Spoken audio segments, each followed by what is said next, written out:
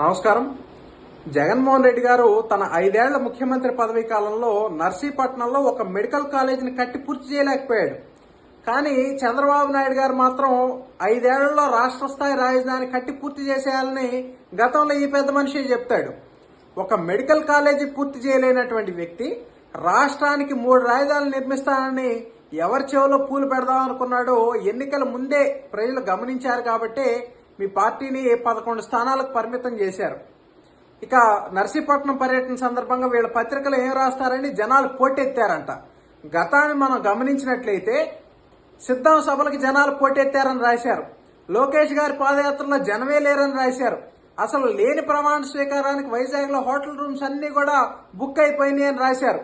ఇవన్నీ ఎలా అయితే అవాస్తవాలు అని ప్రజలు గమనించారో ఇది కూడా అంతేనండి ప్రజలే తెలియజేస్తా ఉన్నారు.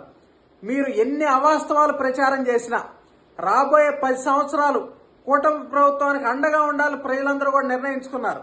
గత 5 సంవత్సరాలు మీరు చేసినటువంటి అరాచకాలని ప్రజలు అప్పుడే మర్చిపోతారని భ్రమపడకండి. కాబట్టి వచ్చే ఎన్నికల్లో అయినా సరే కనీసం ప్రతిపక్ష స్థానం దక్కించుకోవడానికి ప్రయత్నం చేయండి అని ఈ సందర్భంగా తెలియజేస్తా ఉన్నాను.